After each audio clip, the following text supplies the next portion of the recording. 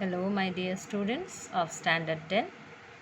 So, today we are going to read Union Parliament, the rest of the portions.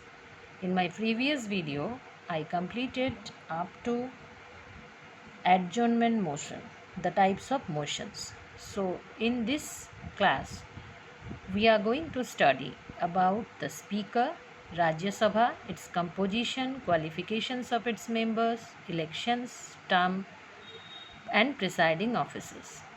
Also, we will discuss about the powers and functions of the Union Parliament, only control over executive and exclusive powers of two houses. That means both Lok Sabha and Rajya Sabha, exclusive powers. So, let's come to the speaker. So, you know, students, that speaker is the presiding officer of Lok Sabha. So we can, you know, that he presides over presides the business of the house. He is known as the presiding officer of the Lok Sabha. Short questions, if at all it comes, who is the presiding officer of Lok Sabha? It will be speaker. Then he conducts the business of the house. He maintains discipline of the house. He occupies a great position of great authority and responsibility. So now we will discuss about how the speaker elections takes place. So you know that speaker of a Lok Sabha is elected from among its own members soon after the newly elected house meets for the first time. So suppose 2019 Lok Sabha election was there. So the first day when they meet for the first time, among the members, the speaker was elected, and the present speaker of Lok Sabha is Om Birla. So, when the house is dissolved, the speaker does not vacate his seat. Very important point you remember, that after 5 years we know that Lok Sabha term is 5 years. But after 5 years, even all other members been dissolved, but speaker does not vacate his office. He remains till a new speaker is elected by new Lok Sabha in its first meeting. Till then, the Om Birla will be there. So, speaker is elected for the term is 5 years, but he can be re-elected as well. Also, he may resign from his post on health ground or any other ground. He can submit a resignation letter to the deputy speaker. Also, the speaker can be removed by the Lok Sabha if the majority of the members pass a resolution to this effect. Next, we will move to Rajya Sabha. So, Rajya Sabha, you know, already I told you in my previous video that it is upper house. And first we will see the composition. So remember, during Lok Sabha, in case of Lok Sabha also I told you that if composition it comes, you say in details. So simply 250 members are there, don't say your answers like that. So Rajya Sabha, maximum strength of Rajya Sabha is 250, among its 238 elected members and 12 are nominated members. So these nominated members are nominated by the President of India, and these 12 members are from different eminent persons from different fields like literature, science, art, social service, and our President is elects them. Next, elected members. Elected members are 238 by the states in the union, and the allocations of seats among the states is not equal. So seats are allocated to the states and union territories on the basis of their population. Remember that how many members, how many Rajya Sabha members, which state will represent, that depends upon the population of that particular state or union territories. Next comes election. So the representatives of each state in Rajya Sabha are elected by the elected members of Legislative Assembly of each state in accordance with the system. This system was known as proportional representation by means of a single transferable vote. The representative of the union territories are chosen in such a manner as parliament. So union territories members will be elected as prescribed by the parliament. So at present, though it is total member is 250, but at present 245 members are present in Rajya Sabha. Then term Rajya Sabha, we already know that it is a permanent house, and it is term is 6 years. Lok Sabha, like Lok Sabha, it cannot be dissolved. So each member of Rajya Sabha is elected for 6 years, and 1/3 of its total members of the house gets retired after every 2 years. Then again, to vacate that position, again the election is done. So that's why it is told that it is a permanent house. All the members at a time will not vacate the office. Next comes qualifications. So qualifications for Rajya Sabha: must be a citizen of India, should not be at least 30 years of age, should have his name in the electoral rolls in some part of the country, he should not be an insolvent, he should not hold any office of profit under the government, he should not be a proclaimed criminal, he should not be of unsound mind. So all these are the qualifications to become a member of Rajya Sabha. Then the presiding officer. Who is the presiding officer? The Vice President of India. He is also known as the ex officio chairman of Rajya Sabha. So question may comes, who is the presiding officer of Rajya Sabha? Vice President. Never write the Vice President's name, present Vice President's name in that answer. Always you write, if question comes, who is the presiding officer of Rajya Sabha? Vice President. Also, another way question may come, who is the ex officio chairman of Rajya Sabha? That answer will be also Vice President. So he presides the meetings. He cannot vote on any issue discussed in the house, as he is not in the member. Only in case of tie he cast his vote. Otherwise he doesn't cast his vote. Rajya Sabha elects also a deputy chairman from among its members. In the absence of the chairman, deputy chairman performs all the functions of the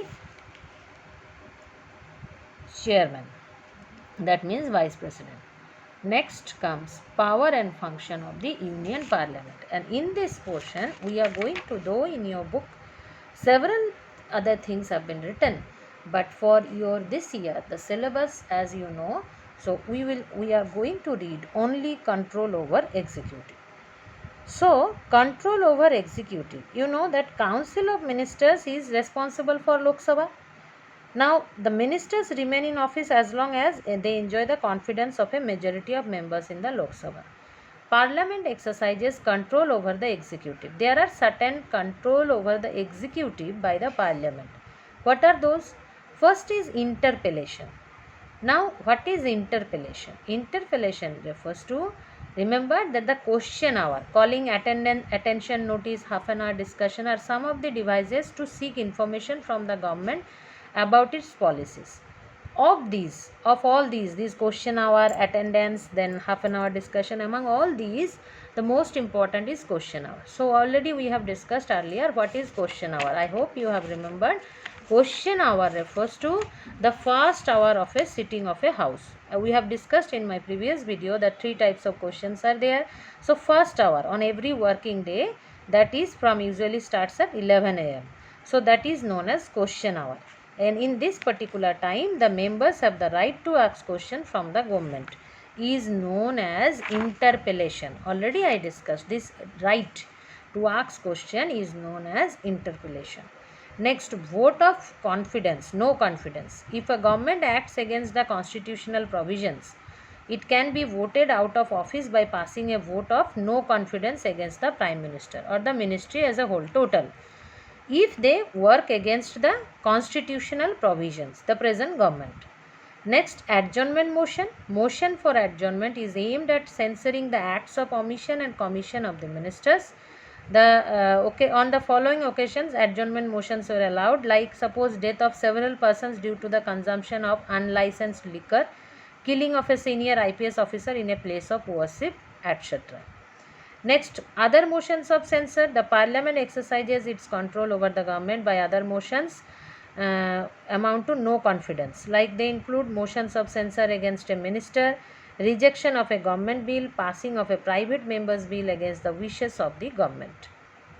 Monetary controls. During the budget session, a cut motion may be removed.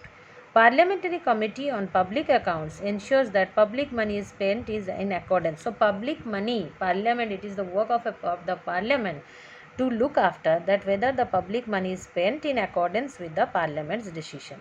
It examines reports of the Controller and Auditor General of India.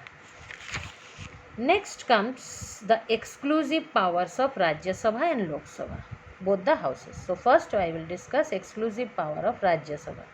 So we all know that Rajya Sabha has some, it is upper house, but Rajya Sabha has some exclusive powers which means other house doesn't have. So remember that in usual time the Parliament cannot make laws on a state subject, but then Article 249 according to the Constitution, the Rajya Sabha may pass by a resolution adopted by 2/3 majority must be there.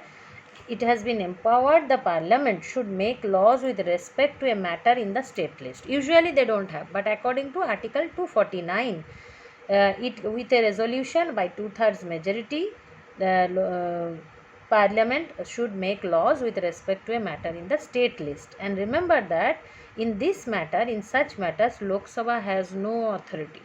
We all know that first anything to be proposed, first it has been proposed in Lok Sabha, then it grants with a majority, then it goes to Rajya Sabha. But Rajya Sabha only can delay, but Rajya Sabha cannot, we can say, deny. So, but in this certain matters are there. In state list, Rajya Sabha can with 2/3 majority with a resolution according to Article 249. Then other special power enjoyed by Rajya Sabha is that it may declare the creation of new All India services be made in the national interest. So, Rajya Sabha may create new services. Next, Lok Sabha is dissolved. Suppose before or after the declaration of a national emergency is there, Rajya Sabha become the sole de facto or de jure parliament. That means it takes over the function of the parliament. So, it cannot be dissolved, we know. And this is the limitation. Lok Sabha cannot be can be dissolved. Lok Sabha during an emergency, Lok Sabha can be dissolved, but Rajya Sabha cannot be dissolved. So in case suppose national emergency declared and Lok Sabha dissolved, at that time Rajya Sabha becomes the parliament, takes over the function of the parliament.